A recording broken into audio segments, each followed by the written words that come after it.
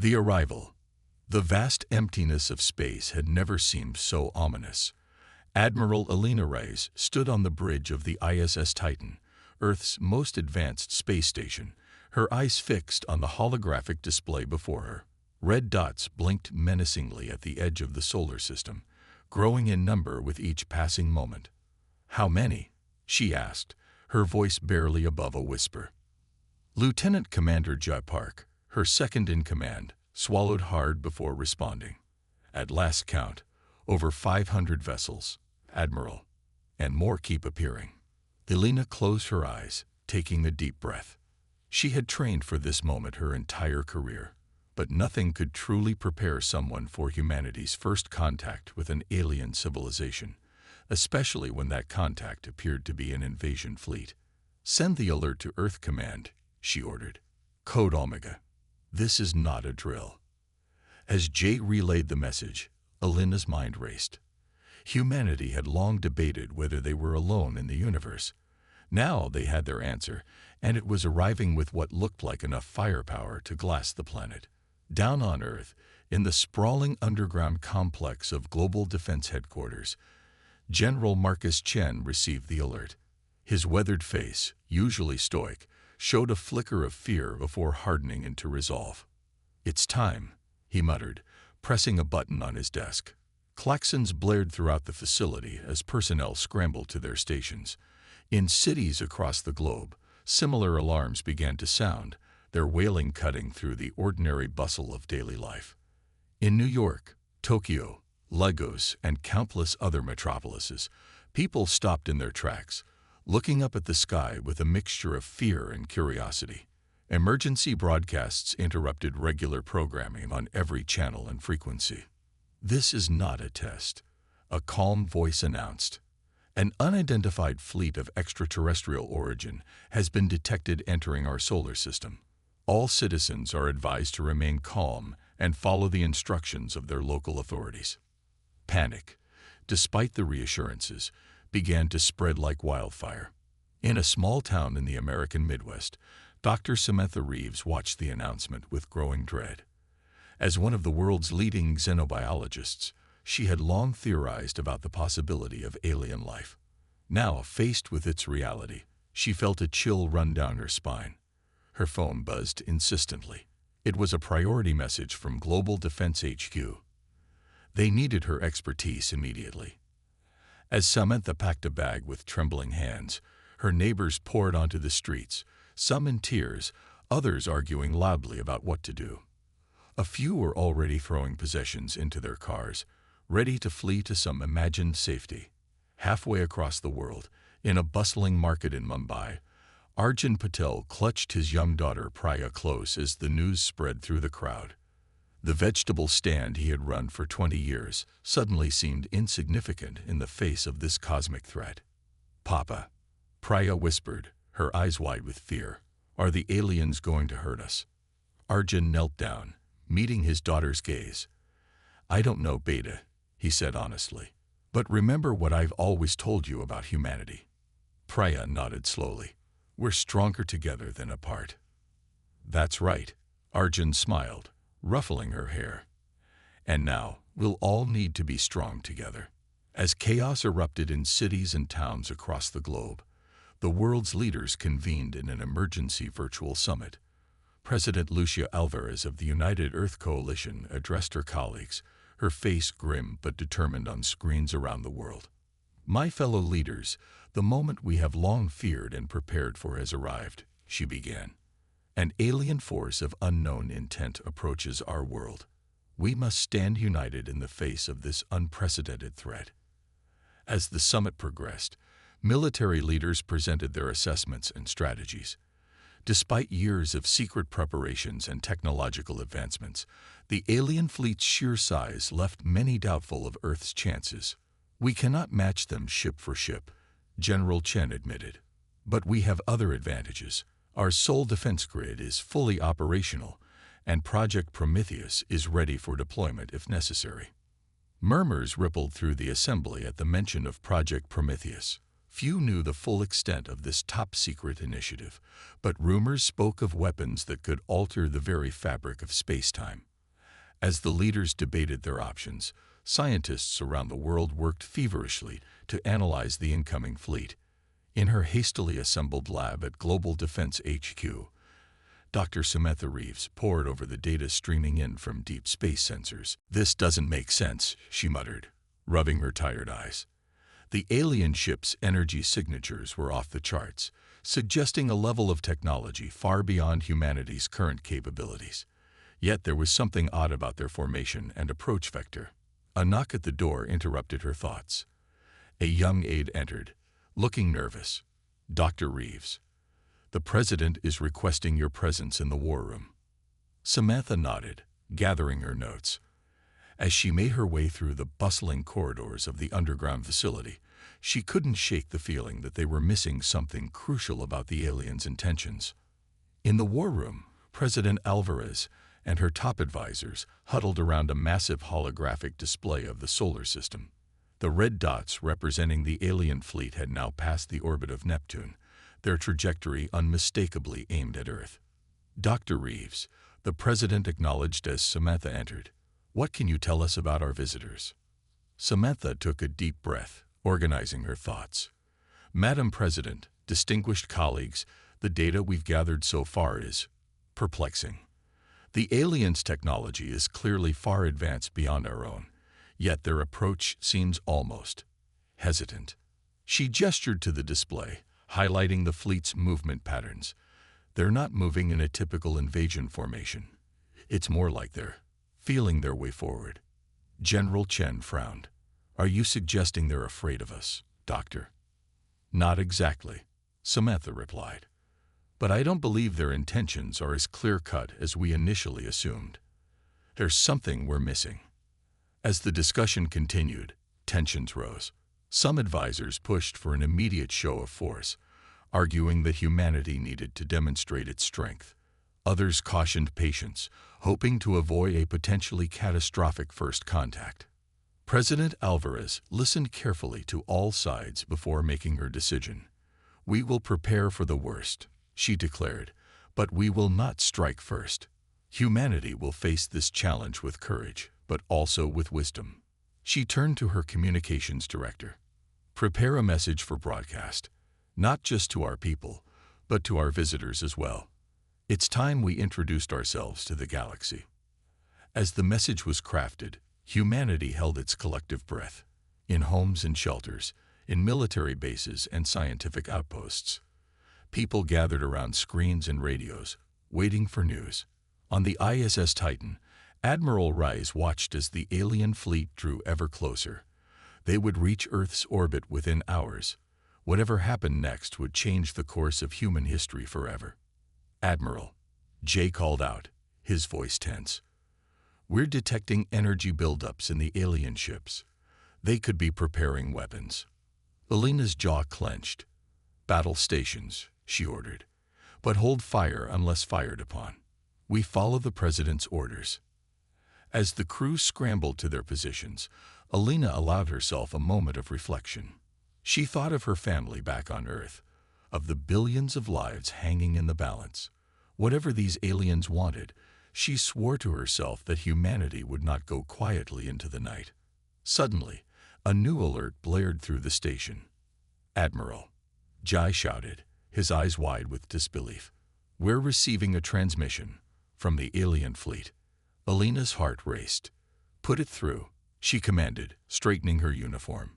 The main view screen flickered to life, revealing a sight that would be seared into the memories of all who witnessed it. The alien was humanoid, but clearly not human. Its skin shimmered with an iridescent quality, and its large, multifaceted eyes regarded them with an intelligence that seemed both familiar and utterly alien. When it spoke, its words were translated by the ship's advanced AI. "People of Earth," the alien began, its voice resonating with a strange harmony. "We are the Zarkuli. We come not as conquerors, but as refugees. Our world is dying, and we seek a new home. We have traveled far, drawn by the beacon of your civilization's transmissions. We ask for your mercy and understanding." The revelation sent shockwaves through the station, and soon, through all of Earth as the transmission was relayed globally. The alien fleet, it seemed, was not an invasion force, but a desperate migration of an entire species. As the initial shock wore off, new questions arose. How could humanity verify the aliens' claims? Could Earth support both species? And what dangers might the Zarkali be fleeing that could follow them to our solar system? In the war room, President Alvarez and her advisors grappled with this unexpected turn of events. The crisis had not been averted. In many ways, it had become even more complex. But in this moment of cosmic revelation, humanity faced not just a challenge, but an opportunity to prove its compassion and ingenuity on a galactic stage. As discussions began in earnest, one thing became clear. The future of both species now hung in the balance, and the decisions made in the coming hours would echo through the ages. Humanity stood on the brink of a new era, one that would test not just their strength, but their wisdom and their capacity for empathy in the face of the unknown. The arrival of the Zarkali had changed everything. Now it was up to humanity to decide what kind of galactic neighbors they would be. First contact. The world held its breath as President Lucia Alvarez stepped onto the makeshift stage at the United Nations headquarters in New York. Behind her, a massive screen displayed a live feed from the ISS Titan, where Admiral Alina Reyes stood ready to facilitate the first official communication with the Zarkali. President Alvarez cleared her throat, her voice steady as she addressed not just humanity, but the first confirmed extraterrestrial civilization in Earth's history. To our visitors from the stars, the Zarkali, I speak on behalf of the united people of Earth. We hear your plea, and we acknowledge your plight. Humanity has long wondered if we were alone in the universe. Now we know we are not, and we face a crossroads that will define our species for generations to come. She paused, her eyes scanning the assembly before her. Representatives from every nation on Earth watched intently, their faces a mix of awe, fear, and anticipation. We approach this moment with caution, but also with hope. Before we can discuss your request for sanctuary, we must learn more about each other. We propose a series of diplomatic exchanges to build understanding between our peoples. On the ISS Titan, Admiral Reyes relayed the message to the Zarkali fleet. Moments later, a response came through. The alien's holographic form shimmered into view, its iridescent skin catching the light in mesmerizing patterns. People of Earth, the Zarkali spokesperson began, its melodious voice translated in real time. We are grateful for your willingness to communicate.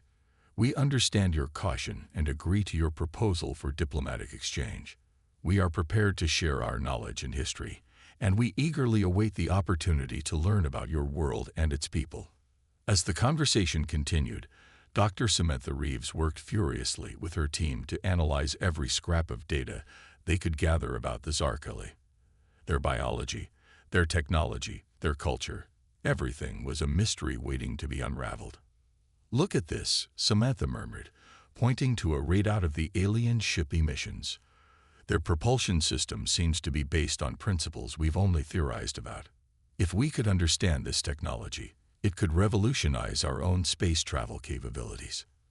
Her colleague, Dr. Yuki Tanaka, nodded in agreement, and their life support systems are incredibly efficient. They've managed to sustain an entire civilization on those ships for what must have been an extended journey. As the scientists marveled at the technological implications, military leaders grappled with the strategic realities of the situation. In a secure bunker beneath the Pentagon, General Marcus Chen addressed his counterparts from around the world. We cannot ignore the potential threat these aliens pose, he stated bluntly. While their story may be true, we must be prepared for all possibilities. I propose we accelerate the deployment of our orbital defense platforms, just in case. Air Marshal Priya Singh of the Indian Air Force leaned forward, her expression thoughtful.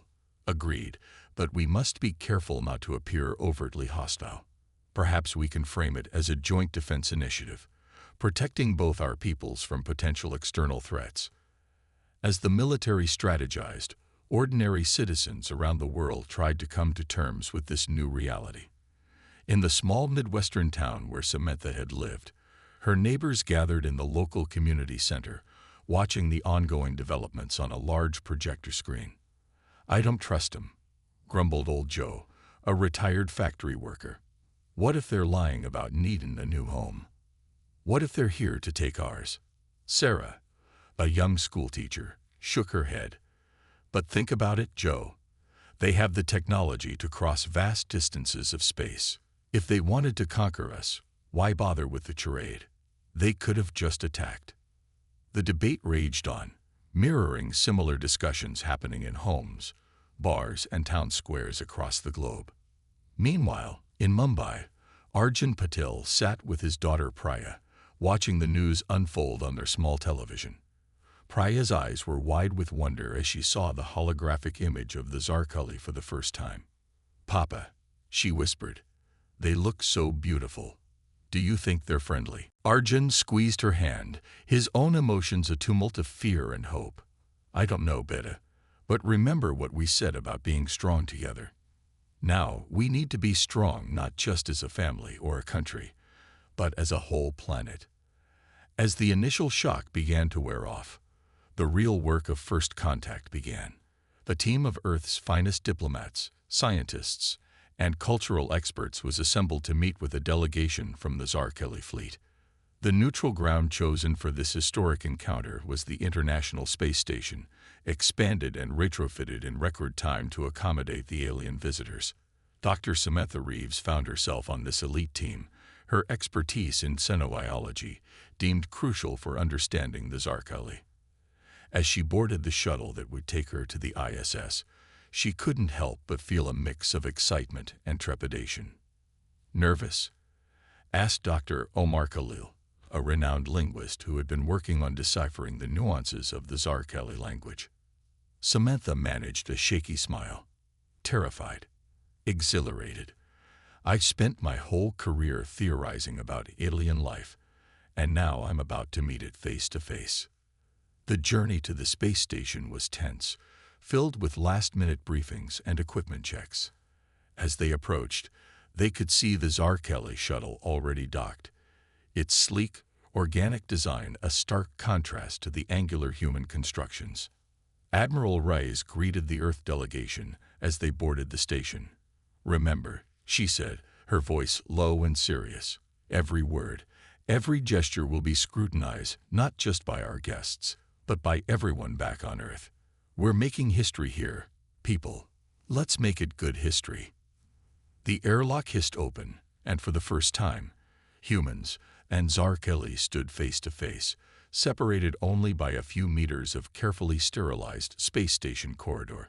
The alien delegation was led by a Zarkali who introduced itself as Jorax. Its skin rippled with colors that seemed to reflect its emotions, currently a swirling mix of blue and green that the human scientists interpreted as a blend of calm and excitement. "Greetings, people of Earth," Jorax said, its translated voice filling the chamber. "We are honored to meet you in person and grateful for your willingness to hear our story." Ambassador Catalina Vasquez stepped forward, extending her hand in what she hoped would be recognized as a gesture of peace. "The honor is ours, Jorax. We have much to discuss and much to learn from each other." What followed was a marathon session of cultural, scientific, and diplomatic exchange. The Zarkali shared the tragic history of their homeworld, a planet called Zarkal, which had been rendered uninhabitable by a series of cataclysmic solar flares from their dying sun. "We had no choice but to leave," Jorax explained, its skin taking on a somber gray hue. "Our entire civilization, millions of souls, packed into these arcs, searching the stars for a new home." As Samantha listened, she couldn't help but be moved by the aliens' plight. Yet, her scientific mind was also racing, piecing together the implications of their story. "Your ships," she interjected, unable to contain her curiosity. "They're incredible. The energy required to sustain your population over such a long journey. How did you manage it?" Jorax's skin flickered with what seemed to be pride. "We have harnessed the power of quantum fluctuations, drawing energy from the very fabric of space-time. It is a technology we developed out of desperate necessity, but one we would be willing to share with humanity in exchange for sanctuary. The implications of such technology were staggering. Clean, virtually limitless energy, the ability to terraform inhospitable worlds, the keys to the stars themselves. As the discussions continued, it became clear that the Zarkeli had much to offer humanity. Their medical technology was centuries ahead of Earth's, with the potential to cure diseases that had long plagued mankind. Their understanding of ecosystems and planetary management could help address Earth's environmental challenges. But there were concerns too. How would Earth's already strained resources cope with an influx of millions of alien refugees? What of cultural integration? And perhaps most pressingly, what if the Zarkeli's presence attracted the attention of less friendly alien civilizations? Back on Earth, the global response to these revelations was mixed. In some quarters, there was excitement about the potential advancements the Zarkeli could bring. In others, fear and xenophobia began to take root. Protests erupted in several major cities, with signs reading "Earth for Humans" and "Send them back to space." Counter-protests soon followed, with people holding banners proclaiming, "We are all star children," and "Compassion knows no borders." In the UN General Assembly, heated debates rage. Some nations pushed for immediate acceptance of the Zarkeli, eager to benefit from their advanced technology. Others advocated for caution, demanding more time to assess the potential risks. President Alvarez found herself walking a diplomatic tightrope, trying to balance the hopes and fears of humanity with the desperate need of the Zarkeli. As the negotiations stretched on, a new complication arose. Deep space sensors detected a massive energy surge at the edge of the solar system, the same region from which the Zarkeli had first appeared. Admiral Raya's voice was tense as she reported to the president. "Ma'am, we're picking up signs of another large fleet entering the system. Initial readings suggest they're using technology similar to the Zarkeli, but more aggressive in design." Jorax's reaction to this news was one of unmistakable fear, its skin paling to an almost translucent white. "The Drekthor," it whispered, the translator struggling to convey the dread in its voice. "They have followed us." The revelation sent shockwaves through the human delegation. The Drekthor, Jorax explained, were an expansionist empire that had been encroaching on Zarkeli space for generations. They were one of the reasons the Zarkeli had fled in the direction they did, hoping to escape the Drekthor's reach. "We did not mean to bring this threat to your doorstep," Jorax said, its posture slumping in what seemed to be shame. Perhaps it would be best if we left, to draw them away from your world." A tense silence fell over the room. The humans exchanged glances, years of training and protocol suddenly inadequate in the face of this cosmic drama unfolding around them. It was Samantha who broke the silence, surprising even herself with the conviction in her voice. "No," she said firmly. "You came to us for help. We can't just turn you away now, not when you're in even greater danger." She turned to Admiral Reyes and the other human leaders present. "This is our chance to prove what humanity is made of. We've always wondered how we'd measure up to other civilizations out there. Well, now we know. We're their last hope. We can't let them down. We can't let ourselves down." Her words seemed to galvanize the others. Admiral Reyes nodded slowly, a plan already forming in her mind. "If we combine our defensive capabilities with Zarkeli technology, we might stand a chance against these Drekthor." Ambassador Vasquez stepped forward, her expression resolute. "Jorax, we will not abandon you. Earth extends its protection not just to your people, but to the principles of compassion and justice that we believe define the best of our species." As the news of the approaching Drekthor fleet spread, Earth found itself gearing up not just for the monumental task of integrating an alien civilization, but for what might be the first interstellar war in human history. In homes and command centers, in schools and factories, a new sense of purpose swept across the globe. Humanity had been thrust onto the galactic stage, facing a trial by fire that would test not just their technology and military might, but the very core of their values. As preparations began in earnest, President Alvarez addressed the world once more. "My fellow Earthlings and our new Zarkeli friends, we stand at a crossroads of cosmic proportions. The challenges ahead are great, but so is our resolve. Together, we will face this threat. Together, we will show the universe what it means to be human." The message was clear. Humanity was ready to fight not just for their own survival, but for the principles they held dear. The galaxy was about to learn that when pushed to the brink, humans don't just endure, they rise to heights they never thought possible. The stage was set for a battle that would echo across the stars. Humanity's first contact had become a crucible, one that would forge Earth's destiny in the fires of interstellar conflict. The battle begins. The Sol system buzzed with frenetic activity. Earth's orbital shipyards, once focused on scientific exploration, now churned out weaponized satellites and combat-ready spacecraft at an unprecedented rate. The Zarkeli, true to their word, shared their advanced technology, working alongside human engineers to retrofit Earth's defenses against the approaching Drekthor threat. In a hastily constructed war room aboard the expanded International Space Station, now renamed the Terran Command Center, Admiral Alina Reyes stood before a holographic display of the solar system. Red dots representing the Drekthor fleet crept ever closer to the orbit of Neptune. "Status report," she barked, her eyes never leaving the display. Lieutenant Commander Japark's fingers danced across his console. "The Sol defense grid is at 89% capacity, Admiral. Zarkeli energy shields have been successfully integrated into our orbital platforms. The first wave of our new hybrid fighters is ready for deployment." Elena nodded, allowing herself a small moment of pride. In mere weeks, humanity had advanced its military technology by centuries, all thanks to the cooperation with the Zarkeli. But would it be enough? On Earth, final preparations were underway. Cities had been transformed into fortresses, with newly developed force fields shimmering over major population centers. In fields and deserts, massive energy cannons pointed skyward, ready to unleash devastation on any ships that broke through the orbital defenses. Dr. Samantha Reeves worked tirelessly in her lab, now a joint human Zarkeli research facility. She and her alien counterpart, a Zarkeli scientist named Vorlak, had been tasked with developing biological countermeasures against potential Drekthor weapons.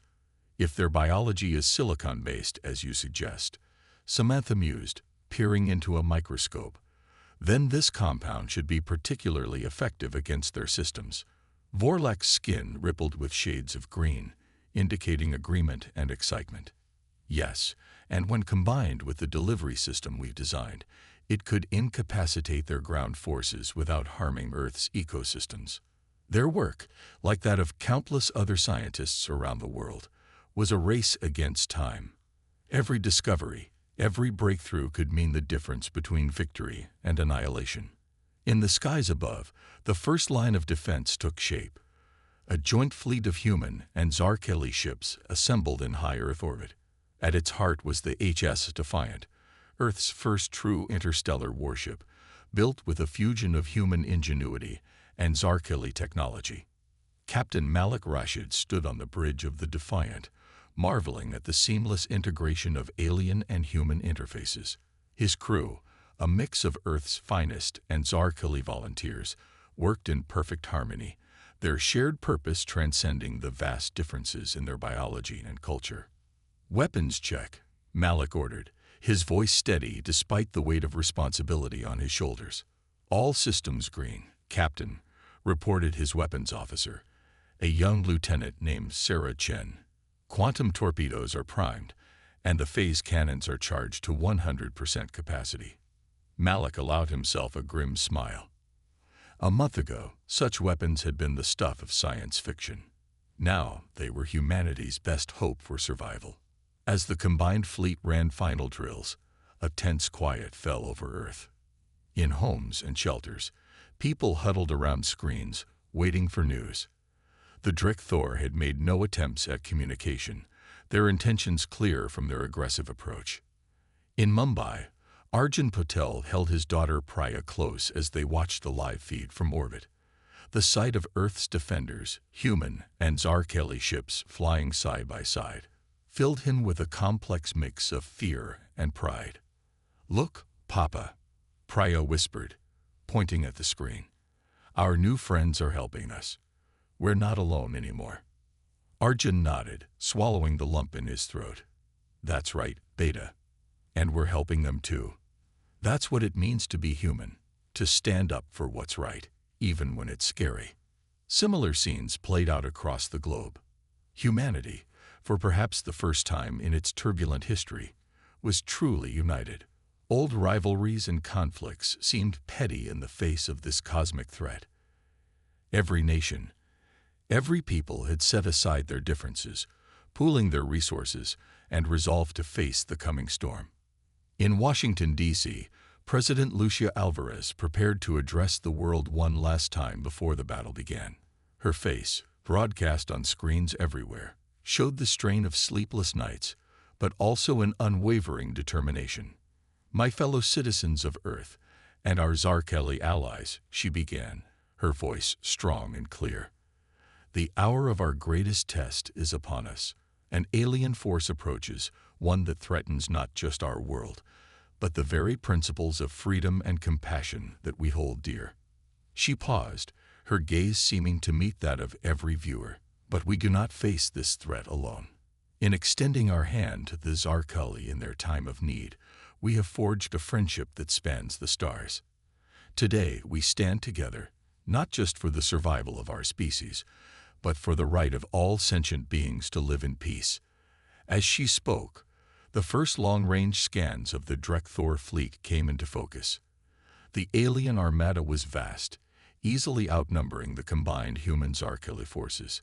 Their ships were angular and predatory, bristling with weapons that made even the Zarkeli shudder. Admiral Rice studied the incoming data, her mind racing through strategies and contingencies.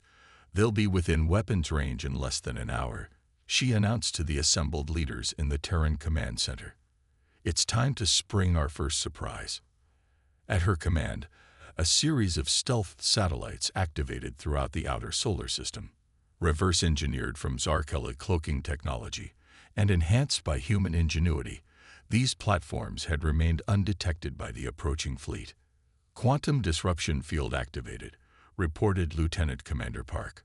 On the holographic display, a wave of energy rippled out from the hidden satellites, washing over the leading edge of the Drekthor fleet. The effect was immediate and devastating. Dozens of enemy ships suddenly lurched out of formation, their quantum-based propulsion systems thrown into chaos by the disruption field. Several collided, their hulls crumpling under impacts that their shields, temporarily offline, couldn't deflect. A cheer went up in the command center, quickly stifled as professionalism reasserted itself. It was a powerful opening move, but the battle had only just begun. The Drekthor, recovering quickly from their initial confusion, launched a furious counterattack. Beams of searing energy lanced out across the void, targeting the now revealed disruption platforms. Several were vaporized instantly, but they had already served their purpose. "All ships, engage at will," Admiral Rice commanded, her voice broadcast to every vessel in the Earth Zarkeli fleet. "Remember your training. Watch each other's backs. Today, we fight not just for Earth, but for the future of two civilizations. Good hunting." The space around Neptune erupted into a frenzy of light and motion. Human fighters, piloted by the best Earth had to offer, darted between lumbering Drekthor cruisers, their enhanced reflexes and neural interfaces allowing them to perform maneuvers that would have been impossible just weeks ago. Zarkeli ships moved in perfect coordination with their human allies, their organic technology adapting in real time to the Drekthor's tactics. Quantum torpedoes streaked across the battlefield, punching through enemy shields and detonating in blossoming spheres of annihilation. But the Drekthor were not easily defeated. Their numbers seemed endless, and for every ship destroyed, two more took its place. Slowly but inexorably, they pushed towards Earth, leaving a trail of debris and shattered ships in their wake. Aboard the HSS Defiant, Captain Malik Rashid barked orders as his ship dove and weaved through the chaos. "Concentrate fire on that battlecruiser's starboard engines," he commanded. "Sing, get us under their guns." The Defiant spiraled impossibly, its inertial dampeners straining as it executed a maneuver that would have liquefied its crew in any lesser vessel. Phase cannons blazed, tearing into the weak point of the massive Drekthor ship. For a moment, nothing seemed to happen. Then, with a silent flash, the battlecruiser's entire right side exploded outward, venting atmosphere and crew into the void.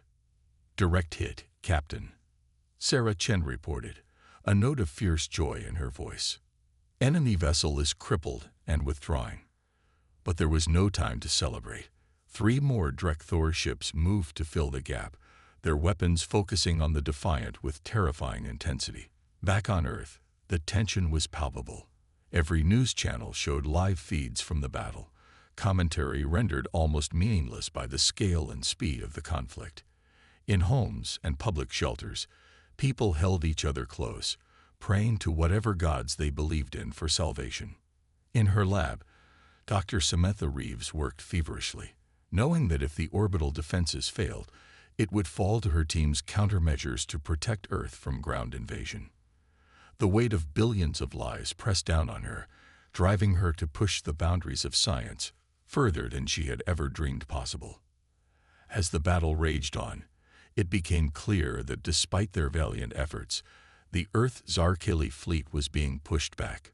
Ship after ship winked out of existence, each loss representing dozens of brave souls, sacrificing everything to buy their homeworlds a few more precious moments. Admiral Rice, her uniform stained with sweat and her eyes red from strain, faced the grim reality. "We can't hold them indefinitely," she admitted to President Alvarez over a secure channel. "It's time for Phase 2. The president nodded solemnly. "Do it. May God have mercy on us all." With a heavy heart, Rice gave the command to activate Project Prometheus. Deep beneath the surface of Mars, a device of terrifying power hummed to life. It was the pinnacle of human Zarkeli collaboration, a weapon that could reshape the very fabric of space-time. As the device powered up, strange distortions began to ripple through the battlefield. Drekthor ships found themselves suddenly displaced, their carefully coordinated formations thrown into disarray. Some vessels were torn apart by localized time dilation, sections of hull aging centuries in seconds, while others remained pristine. The Earth Zarkeli fleet, forewarned and prepared, took ruthless advantage of the chaos. They pressed forward, targeting the suddenly vulnerable enemy ships with surgical precision. For a moment, it seemed as though the tide had turned. The Drekthor advance faltered, their overwhelming numbers rendered moot by the reality-warping effects of Project Prometheus. But the victory was short-lived. With a collective will that spoke of a hive mind or incredibly advanced AI, the Drekthor adapted. Their ships began to emit strange, pulsing fields that seemed to stabilize the space around them. "They're adapting to the space-time distortions," Lieutenant Commander Park reported, his voice tight with stress. "Project Prometheus is losing effectiveness." Admiral Reyes gritted her teeth. They had played their trump card, and still it wasn't enough. As she watched the Drekthor fleet regroup and resume its inexorable advance towards Earth, she realized that they were rapidly running out of options. But even as hope seemed to fade, a new transmission cut through the chaos of battle. It originated from Earth from a most unexpected source. "This is Dr. Samantha Reeves." The voice crackled over the command channel. "Admiral, we've made a breakthrough. We think we found the Drekthor's weakness, but we'll need every ship we've got to deliver the payload." As Samantha quickly outlined her desperate plan, a spark of hope reignited in the hearts of the defenders. It was a long shot, a gamble with the fate of 2 civilizations hanging in the balance. But it was all they had left. As the battered Earth Zarkeli fleet regrouped for one final desperate stand, Admiral Rice sent out a fleet-wide transmission. "This is it, people. Everything we've fought for comes down to the next few minutes. Whatever happens, know that you've already proven humanity's worth 1,000 times over. Now, let's show these Drekthor what happens when you back Earth into a corner. With a roar of defiance that seemed to echo across the solar system, the combined fleet surged forward. Human and Zarkeli, united in purpose, prepared to unleash a plan born of desperation and genius, a plan that would either save two worlds or consign them both to oblivion. The final battle for Earth had begun, and the fate of two species hung in the balance. Turning the tide, the void of space lit up with an inferno of energy weapons and explosions as the combined Earth-Zarkeli fleet charged towards the heart of the Drekthor armada. Dr. Samantha Reeves' plan, born from a fusion of human intuition and Zarkeli technology, was as brilliant as it was desperate. All ships, this is Admiral Reyes. Her voice rang out across the comm channels. Initiate Operation Stardust. I repeat, initiate Operation Stardust. Across the fleet, crews scrambled to implement the daring strategy. The plan relied on a fundamental discovery about Drekthor biology and technology. Both were highly susceptible to a specific frequency of quantum resonance. If they could generate a large enough field at that frequency, they could potentially disable the entire enemy fleet in one fell swoop. Aboard the HSS Defiant, Captain Malik Rashid barked orders to his crew. Divert all non-essential power to the quantum resonators. We need to get closer to the enemy flagship. The ship lurched forward, its advanced engines straining as it pushed through the chaotic battlefield. All around them, human and Zarkeli vessels executed similar maneuvers, each one a crucial piece in the intricate dance of destruction and salvation. In the Terran Command Center, Dr. Reeves worked feverishly alongside her Zarkeli counterpart, Vorlak. Their fingers flew across holographic interfaces, fine-tuning the resonance frequency as data poured in from the front lines. We're detecting fluctuations in the Drekthor shield harmonics, Vorlak announced, his skin rippling with excitement. The theory is holding. Samantha nodded, her eyes never leaving the streams of data. Adjust the primary wavelength by 0.03 microns. We need to hit them at exactly the right frequency, or this all falls apart. As the scientists worked, the battle raged with renewed intensity. The Drekthor, sensing that something was amiss, pressed their attack with savage fury. Ships on both sides erupted into balls of fire and twisted metal, their crews screamed silenced in the vacuum of space. On Earth, billions watched the battle unfold with bated breath. In Mumbai, Arjun Patel held his daughter Priya close, their eyes glued to the holographic display floating above their shelter's common area. "Look, Papa," Priya pointed excitedly. "Our ships are glowing." Indeed, as the Earth-Zarkeli fleet pushed deeper into enemy lines, each vessel began to emit a strange, pulsing aura. It was barely visible at first, but grew stronger with each passing moment. In orbit, aboard the medical frigate SS Nightingale, Dr. Yuki Tanaka worked tirelessly to save the lives of wounded soldiers, both human and Zarkeli. As she finished sealing a particularly nasty plasma burn on a Zarkeli navigator, the ship shuddered violently. "What was that?" she called out, steadying herself against a bulkhead. A nearby technician glanced at his console, his face pale. "We've lost our starboard shields. Enemy cruiser moving in to finish us off." Yuki's mind raced. The Nightingale was a medical ship, practically defenseless against a dedicated warship. As she prepared to order an evacuation, a familiar voice crackled over the ship's speakers. "Nightingale, this is Defiant. We've got you covered. Hold tight." Outside, the HSS Defiant swooped in, its phase cannons blazing. The Drekthor cruiser, caught off guard by the sudden assault, faltered in its attack. Captain Rashid's voice rang out again, this time addressing his own crew. "Pour everything we've got into those resonators. We need to buy the Nightingale time to get clear." The Defiant's hull began to glow with an intense, otherworldly light. The Drekthor ship, sensing the danger too late, tried to retreat, But before it could escape, the quantum resonance field reached critical mass. For a moment, nothing seemed to happen. Then, with a silent flash, every system on the enemy cruiser went dark. It drifted lifelessly, its crew incapacitated by the carefully tuned quantum pulse. A cheer went up across the human Zarkili fleet. The weapon worked. All ships, this is Admiral Reyes, her voice filled with fierce determination. You've seen what our new weapon can do. Now, let's finish this. For Earth, for Zarkil, for every free being in this galaxy. With renewed vigor, the Allied fleet pressed their attack. Ship after ship unleashed their quantum resonators, each pulse disabling swathes of the Drek-Thor fleet. The once unstoppable alien armada began to falter, their formation breaking apart as more and more of their vessels went dark. But the Drek-Thor were not defeated yet. Their flagship, a behemoth that dwarfed even the largest Zarkili vessels, surged forward. It seemed to be shielded against the quantum resonance, its weapons still blazing with terrifying power. How is that thing still operational? Lieutenant Commander Park exclaimed, his eyes wide as he stared at the tactical display.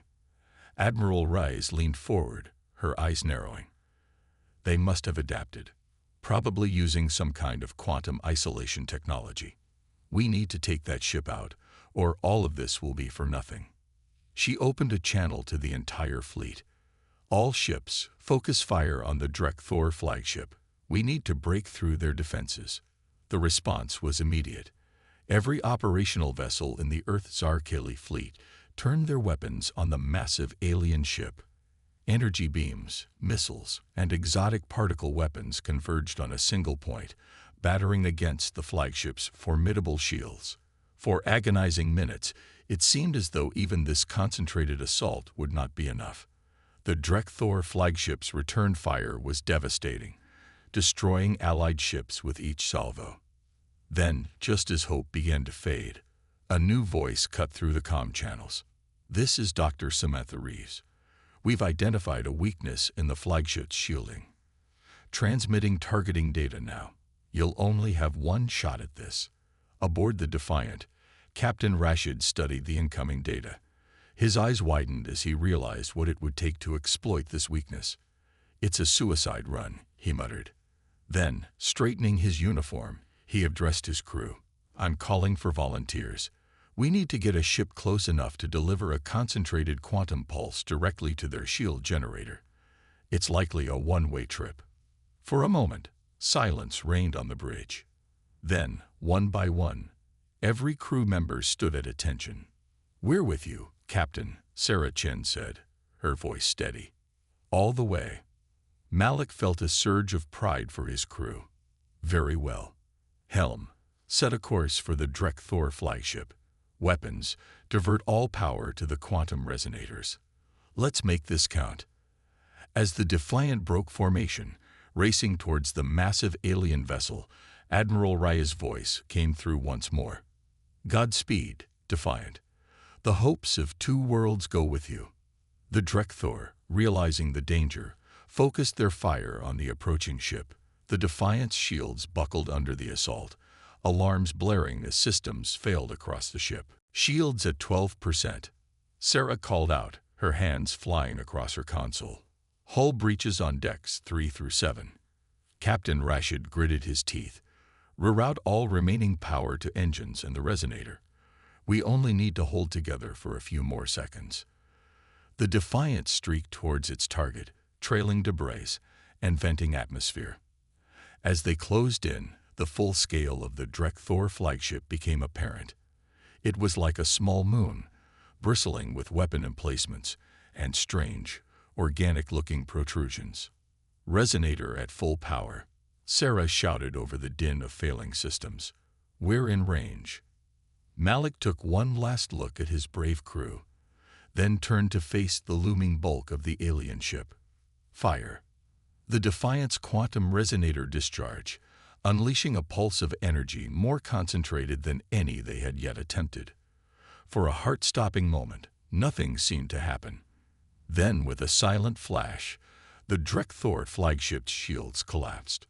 Cheers erupted across the Earth's Zarkili fleet as ships poured fire into the suddenly vulnerable Leviathan. But aboard the Defiant, alarms screamed as the backlash from their desperate attack tore through the ship's systems. "Warp core breach imminent," Sarah yelled, her console exploding in a shower of sparks. "We need to evacuate." Captain Rashid nodded grimly. "All hands, abandon ship, get to the escape pods." As the crew scrambled to evacuate, Malik stayed at his post, manually piloting the dying ship on a collision course with the Drekthor flagship. He watched as the last escape pod ejected, carrying Sarah and the remainder of his brave crew to safety. "It's been an honor," he whispered, closing his eyes as the Defiant plunged into the gaping wound in the alien ship's hull. The resulting explosion was visible across the entire battlefield. The Drekthor flagship, its defenses shattered and its hull breached, began to break apart. As its destruction cascaded through its systems, a strange energy buildup became visible at its core. "All ships, back off," Admiral Rise ordered, her eyes wide as she realized what was happening. "Their core is going critical." The Earth Zarkili fleet retreated as quickly as they could, but nothing could have prepared them for what came next. The Drekthor flagship exploded not with fire, but with a reality warping pulse that seemed to bend the very fabric of space-time. Ships caught in the blast simply ceased to exist, erased from reality as if they had never been. Others emerged unscathed, their crews left to wonder at the strange fate they had narrowly avoided. As the energy pulse dissipated, an eerie silence fell over the battlefield.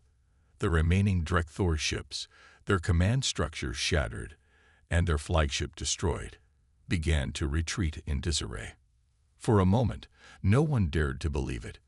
Then, as the realization dawned, cheers erupted across every ship, every command center, every shelter on Earth. They had won. Admiral Rise, her uniform disheveled and her eyes bright with unshed tears, addressed the fleet one last time. "To all ships, all personnel, and every being who fought for our future today, thank you. Your courage, your sacrifice, your indomitable spirit has saved not just Earth, not just the Zarkali, but perhaps the entire galaxy from tyranny. Let this day be remembered not just as a victory, but as the dawn of a new era of cooperation between our peoples." As the fleet began the long process of regrouping and assessing their losses, news of the victory spread across Earth like wildfire. In Mumbai, Arjun hugged Priya tightly, tears of joy streaming down his face. In laboratories and command centers, humans and Zarkili embraced, their differences forgotten in the shared elation of survival and triumph. And on the bridge of the Terran Command Center, Dr. Samantha Reeves and Vorlak stood side by side, watching as the remnants of the Drekthor fleet vanished into the depths of space.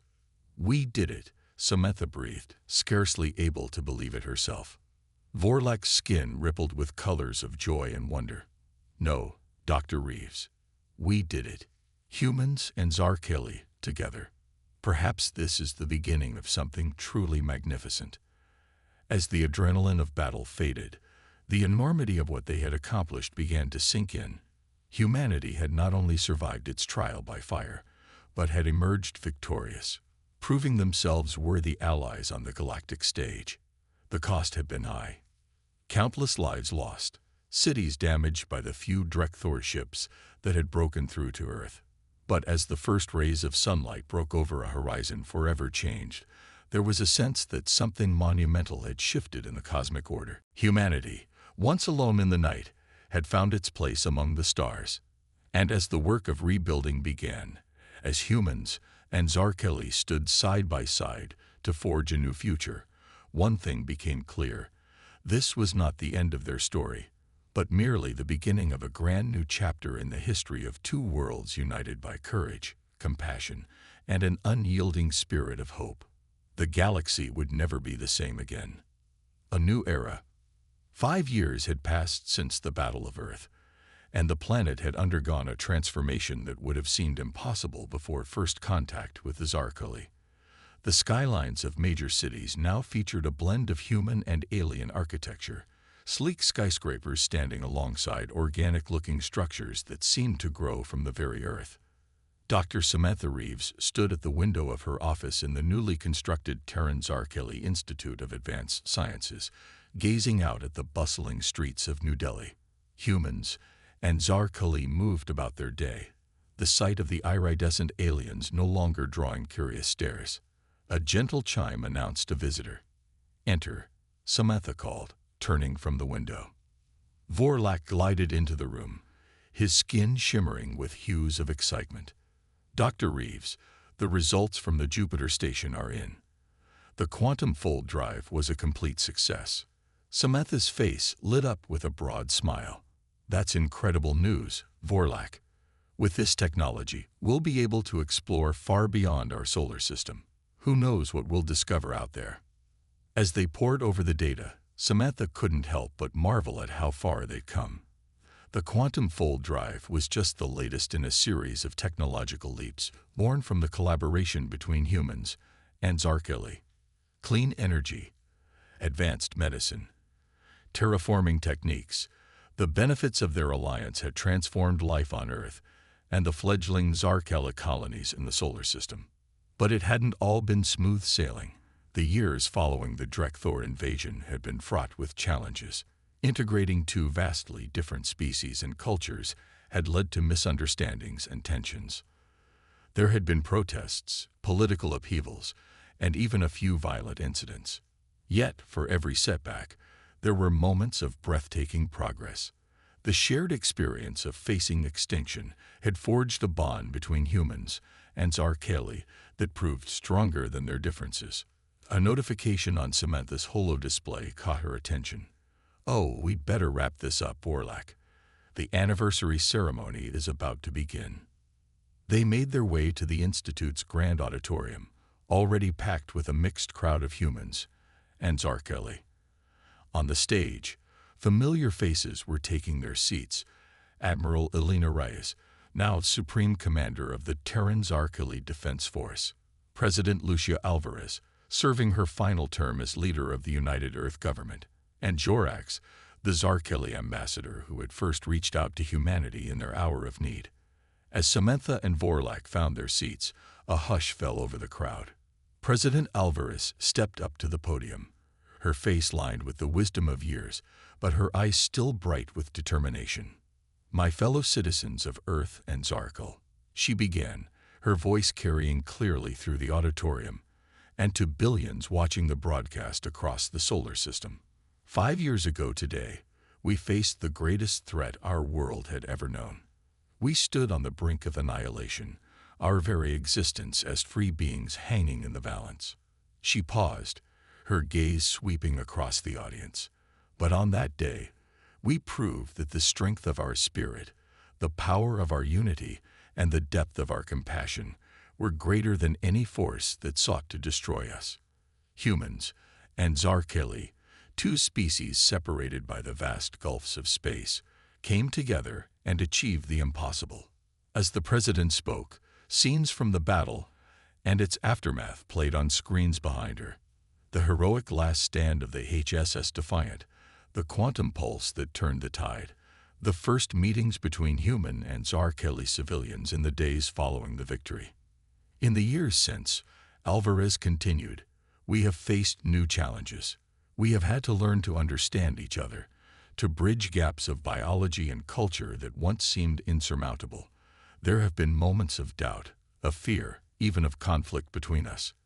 But each time, we have remembered the lesson of that fateful day, that together, we are stronger than we could ever be apart. She gestured to the sides of the stage, where holographic displays sprang to life, showing images from across Earth and the solar system.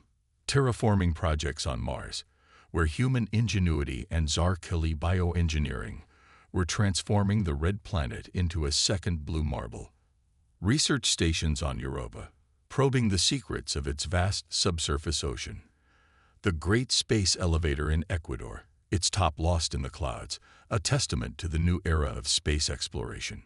Look how far we've come, the president said, her voice swelling with pride. In 5 short years, we have cured diseases that have plagued humanity for millennia. We have solved the energy crisis and begun to heal the wounds we've inflicted on our planet. We are reaching for the stars not with fear or the desire to conquer, but with hope and the yearning to understand. As she spoke, Samantha felt a lump form in her throat. She thought of all the late nights in the lab, the breakthroughs and setbacks, the moments of frustration and elation. It had all been worth it to be part of this grand adventure. President Alvarez's voice took on a more somber tone. But we must not forget the cost of our victory. Today we remember those who gave their lives so that we might have this future. Human and Zarkeli alike. They were the best of us, and their sacrifice will never be forgotten. A moment of silence fell over the auditorium, broken only by the soft, melodious keening of the Zarkeli, their way of honoring the fallen. When the president spoke again, her voice was filled with quiet determination. Yet even as we remember our losses, we must look to the future. The Drekthor are still out there, and other challenges await us in the vast expanse of the galaxy.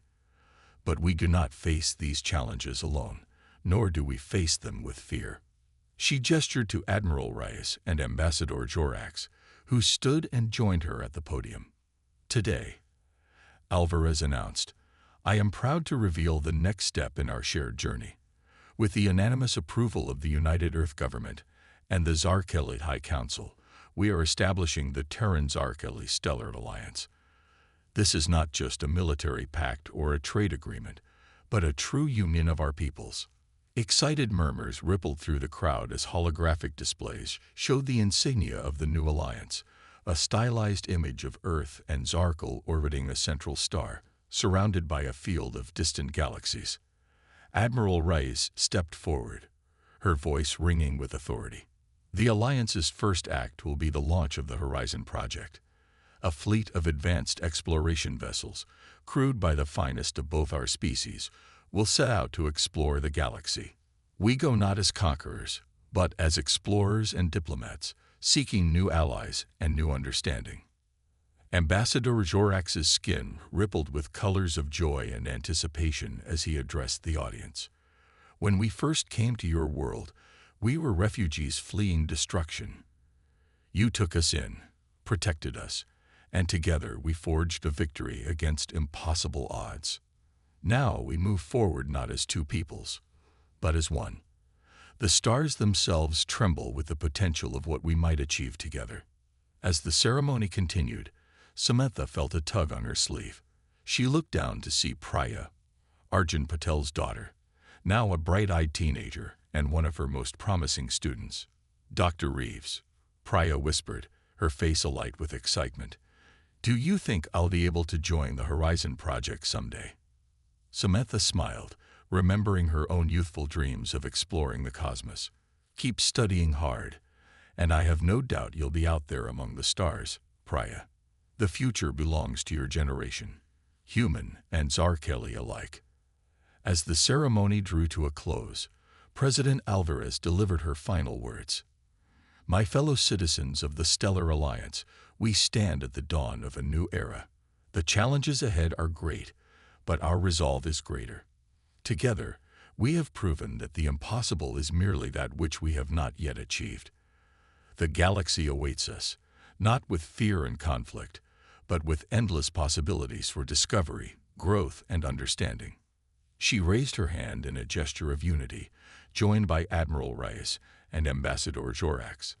To the stars and beyond. The auditorium erupted in cheers and applause, the jubilant sound of two species united in hope and purpose.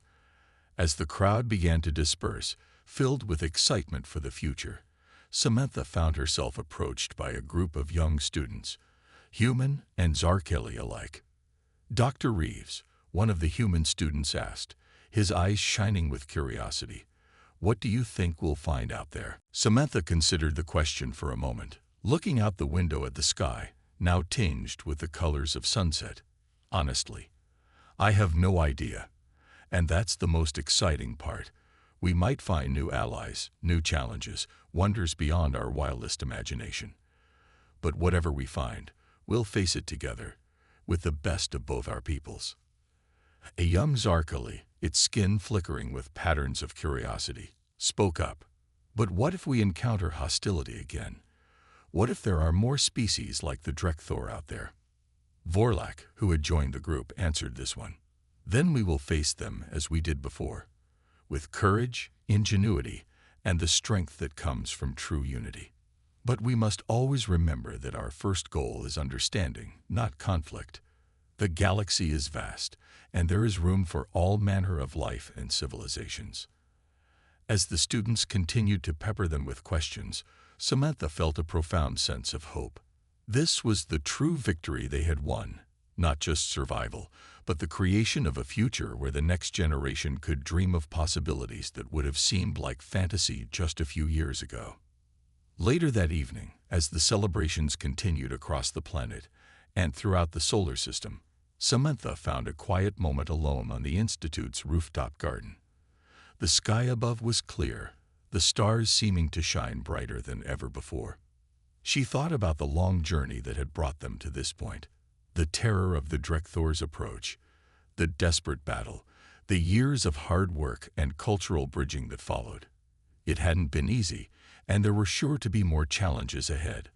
But looking up at those stars, now not just points of light but potential destinations, she felt a sense of limitless possibility. A soft sound made her turn.